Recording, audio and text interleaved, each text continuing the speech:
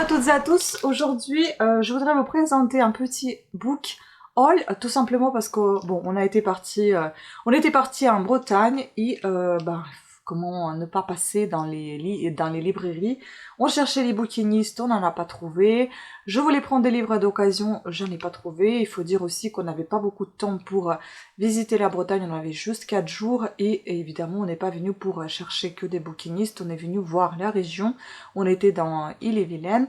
On a regardé la forêt de Brocéliande, on a visité également le château de Madame de Sévigné, et il me semble qu'on a les lettres choisies de Madame de Sévigné. Je vous ai déjà présenté ça dans un petit haul, je vous mettrai ici dans le petit i. Pareil, beaucoup le book unboxing, ou enfin c'était des vieux livres qu'on avait trouvés. Je vous ai présenté ça en vidéo.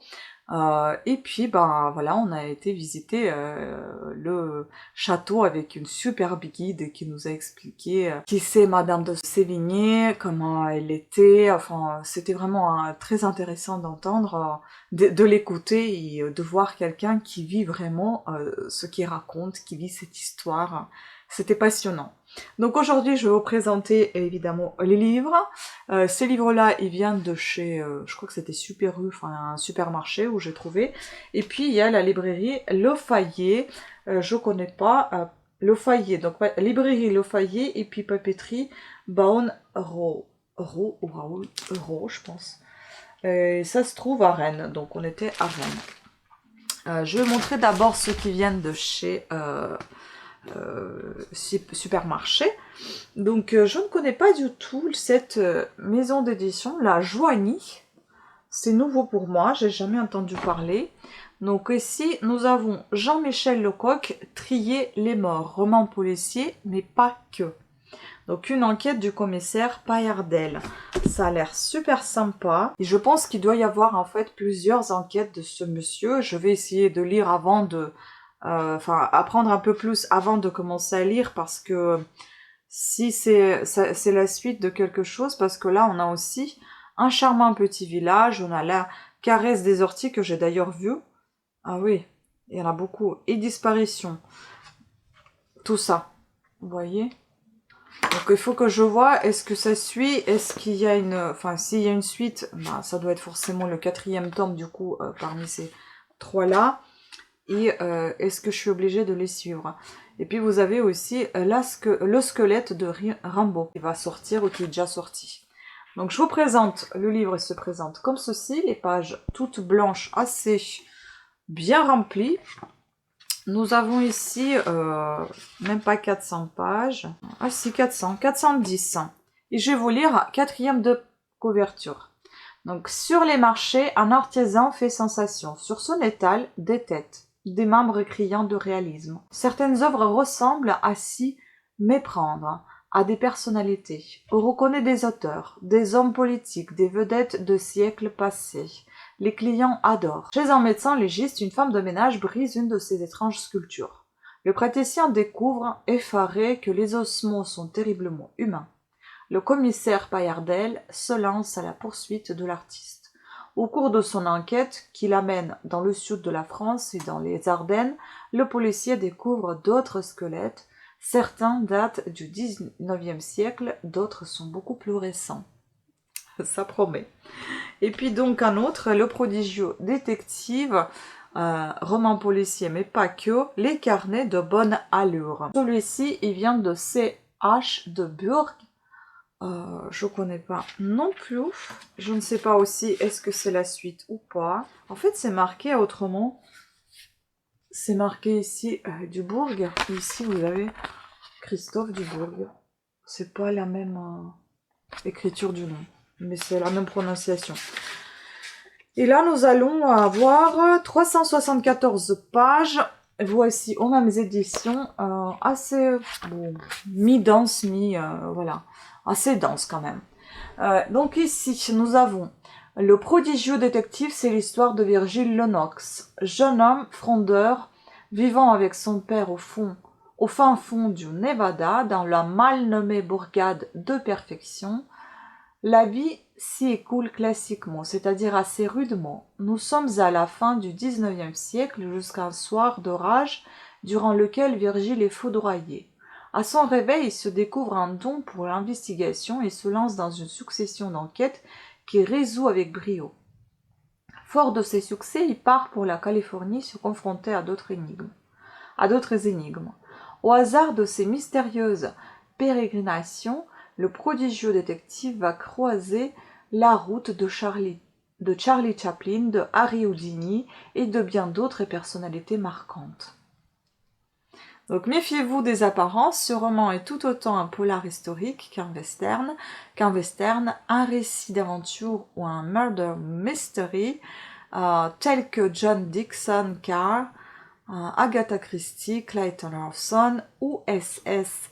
Van Dien en écrivait dans les années 30. Assurément un roman pas policier, mais presque, qui réserve des sacrées surprises. Ça donne envie, hein. À voir. Et pareil, je connais pas non plus ni l'auteur, ni la maison d'édition, Palémon Mystère de Gérard, le fondeur, maison d'édition. Palémon Mystère, livre 1. Donc je ne sais pas combien il y en a ou il y en aura. Alors attendez, elle était sortie, parce que les autres, je crois qu'ils étaient sortis en 2021. Celui-ci... Ah, c'est la maison d'édition de Quimper. Donc c'est breton. 2022, donc ça a été achevé en janvier 2022, donc c'est tout récent, c'est le tout premier. Ce sont les légendes, donc Gérard, le fondeur. Voici comment ça se présente. Ici, voilà, il y a des petits dessins. Voilà. Nous avons, c'est en poche, hein, les autres c'est plus format semi-poche, semi-broché on va dire. 428 pages, vous pouvez comparer, vous voyez. C'est un petit peu plus, un tout petit peu plus grand, pas beaucoup. On voit comme ça. Et donc, Gérard le fondeur, c'est un auteur, photographe, éditeur et réalisateur de documentaires, Alain Stiwell, Trian, Danar Braz. Gérard le fondeur fut également dirigeant dans l'industrie du disque. Passionné depuis toujours par le cinéma et la littérature fantastique, il se consacre désormais entièrement à l'écriture. Légende est son premier roman dont Palémon réédite une nouvelle version en 3 volumes. Donc il y en a encore 2. Voilà, j'adore la couverture, elle est vraiment trop belle. Mine de rien, les 2 autres, elles sont un peu glauques, mais elles sont très jolies. De loin, si on voyait pas que c'est des crânes, on dirait que c'est des myrtilles. Voilà, mais franchement, c'est super joli comme bouquin. Donc, 4e de couverture, que se passerait-il si toutes les créatures qui, depuis la nuit des temps, peuplent nos effrayantes légendes existaient vraiment? Que les frontières qui nous séparent de l'autre monde s'effaçaient. Yann Kardec, 28 ans, héritier malgré lui d'un serment familial qui remonte aux Templiers, devra se lancer dans une quête périlleuse pour retrouver avant qu'il ne soit trop tard le seul artefact permettant de sauver l'humanité, la clé des mondes. Après avoir décrypté les secrets de manoir de ses ancêtres en forêt de Hulgod, je suis désolée, les noms bretons, j'ai un peu du mal, il affrontera les terribles incarnations de nos peurs et devra se mesurer à l'ennemi de sa famille, une femme dangereusement belle et immortelle. Dans les hauts lieux de Bretagne qui ont donné naissance aux récits les plus terrifiants, il cherchera les indices le menant au symbole magique que tous convoitent. Et il va découvrir que les légendes peuvent tuer. Une épopée passionnante qui vous plongera au cœur de mythes celtes et des légendes bretonnes. Un thriller fantastique qui vous fera frissonner. Ah, j'ai hâte. J'ai hâte. Bon, bah écoutez, on verra bien. En tout cas, ça donne envie. Et puis donc, enfin, le dernier livre de la librairie où j'y étais, donc Le Fayet. C'est une grosse pépite. C'est un vrai pavé, hein. C'est très beau comme livre, donc je suppose que ça doit être un classique, enfin une classique Daphné du Maurier.